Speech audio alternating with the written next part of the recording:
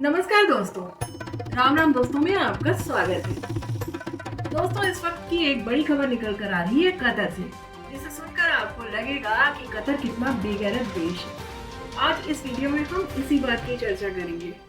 दोस्तों, हाल ही में आपने सुना होगा कि कतर एयरवेज जो है भारत में जीएसटी की चोरी करते हुए रंगे हाथों पकड़ा गया और उस वक्त से भारतीय जीएसटी डिपार्टमेंट और ईडी डिपार्टमेंट उसके पीछे हाथ धोकर पड़ा हुआ है। हमने इस बारे में आपको अपने एक पिछले वीडियो में भी जानकारी दी थी। उस वीडियो का लिंक मैंने इस वीडियो के डिस्क्रिप्शन में डाला हुआ है। अगर आप चाहें तो वहां जाकर उस वीडियो को आप देख सकते हैं और सुन सकते हैं।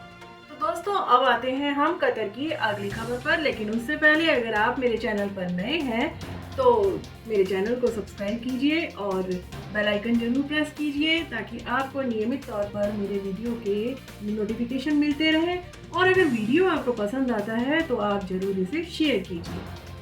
दोस्तों, टैक्स चोरी में पकड़े जाने के बावजूद कतर जो है भारत से रिक्वेस्ट कर रहा है कि कतर और भारत के बीच आने जाने वाले जो हवाई जहाज है उनकी संख्या बढ़नी चाहिए। कतर को जो है अब एक्स्ट्रा सीटिंग कैपेसिटी चाहिए और कतर इसके लिए हमें ज्ञान दे रहा है कि अगर भारत ऐसा करता है तो उसको ट्रेड, इन्वेस्टमेंट और इकोनॉमी में फायदा मिलेगा, उसकी दोनों चीजें ये बढ़ेंगी।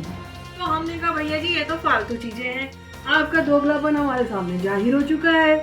लेकिन अब ये जरा ध्यान दीजिए कि राहुल गांधी साहब जो है वो बड़ी बातें करते हैं रोजगार की, लेकिन भारत में एविएशन के क्षेत्र में जो रोजगार खत्म हुआ है वो 2014 के पहले यूपीए सरकार ने एयर सर्विसेज एग्रीमेंट जो किया था 109 कंट्रीज के साथ, उसके आफ्टर इफेक्ट्स मोदी साहब ने तो जब से उनकी सरकार आई है तब से उन्होंने एक भी ऐसा एग्रीमेंट नहीं किया है। तो क्या आप जानते हैं कि इन एयर सर्विस एग्रीमेंट के द्वारा भारत में जितना मार्केट है उसके सामने एक भी ग्लोबल एविएशन हब ना तो दिल्ली में है, ना मुंबई में है, ना बेंगलुरु में है और ना चेन्नई में है। यानी कि भारत में कहीं भी एविएशन हब डेवलप नहीं किया जा सका है। यही वजह है कि सैकड़ों की तादाद में भारतीय यात्री दोहा, यूएई और सऊदी अरब जाते हैं, जहां से उनके कुछ घंटे बर्बाद होते हैं और फिर वे अमेरिका और यूरोप की यात्रा करते हैं।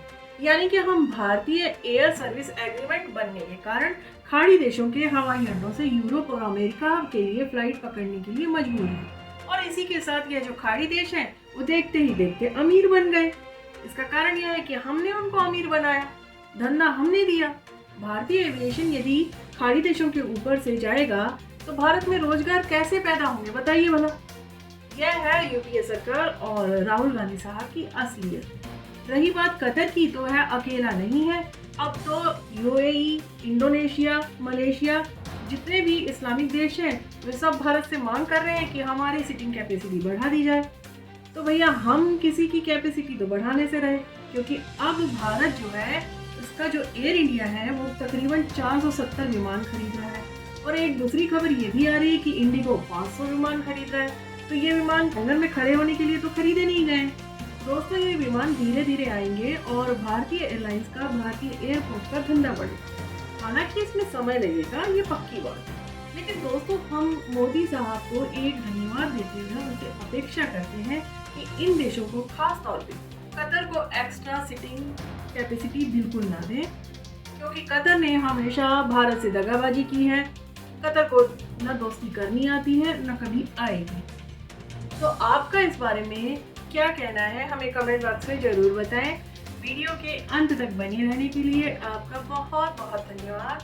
और इसी के साथ मैं लेती हूँ विराम, कह के आपको राम राम।